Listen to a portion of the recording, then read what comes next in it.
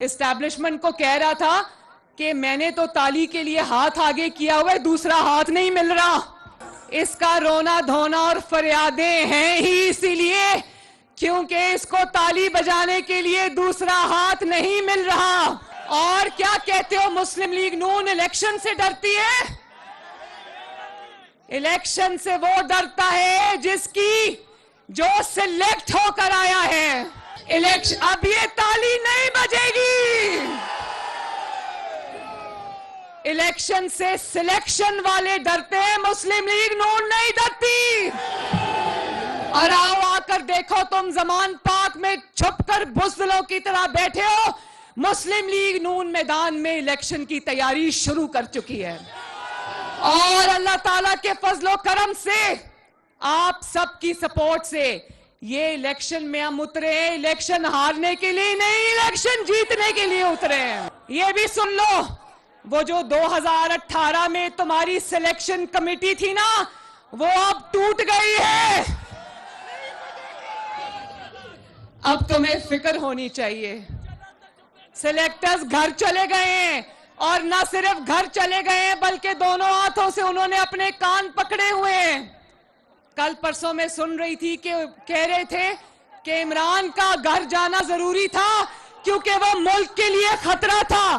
جس خطرے کا آپ کو آج پتا چلا ہے، مسلم لیگ نون وہ خطرہ پاکستان کے لیے 2011 میں ہی بھانپ گئی تھی. تو اب آپ کی کہانی ختم، سازشوں کا دور ختم، سلیکشن کمیٹی ختم. وہ جو بابا رحمت تھا نا، بابا رحمت جو اپنے آپ کو کہتا تھا، وہ بابا رحمت اس قوم کے لیے سب سے بڑا بابا زحمت بن گیا. اور جو اس نے امانت اور صداقت کے سرٹیفکیٹ دیے نا اس کو، آج گلی گلی محلے محلے صداقت اور امانت کے پول کھل رہے ہیں. کوئی وہ گھڑی چوری کو رو رہا ہے، تحفے بیچ کر کھا گیا.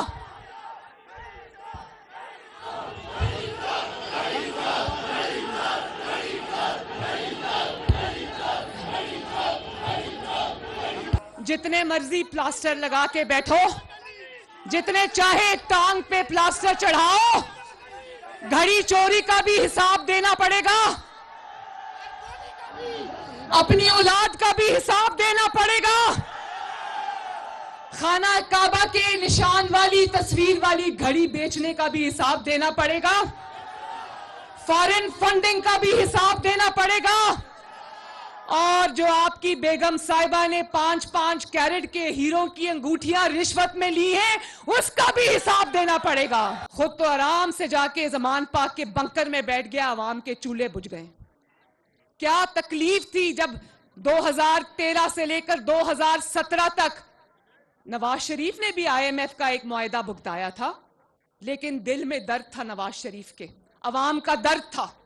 عوام کے چولہوں پہ جو روٹی پکتی تھی اس کی تکلیف تھی نواز شریف کو. تو وہ IMF کا معاہدہ نہ صرف بھگتایا بلکہ پاکستان کی 75 سال کی تاریخ گواہ ہے، اور آپ سب گواہ ہو کہ نواز شریف کے 4 سال میں آٹا 1 روپیہ نہیں بڑا 35 روپے کلو پر رہا یا نہیں رہا. IMF کے معاہدے کے باوجود چینی 50 سے 55 روپے کلو رہی 4 سال یا نہیں رہی. ڈالر 100 سے نیچے رہا یا نہیں رہا.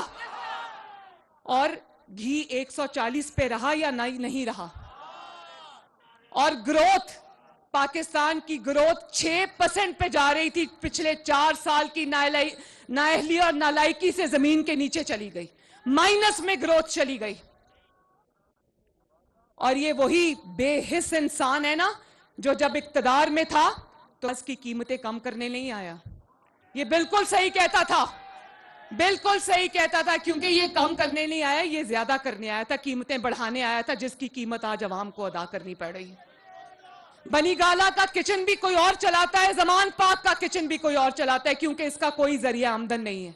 یہ وہ لوگ چلاتے ہیں جو ان کو ہیرے جواہرات دیتے رہے ہیں، لیکن عوام جو ہے وہ اپنے کچن اپنی محنت اور خون پسینے کی کمائی سے چلاتی ہے.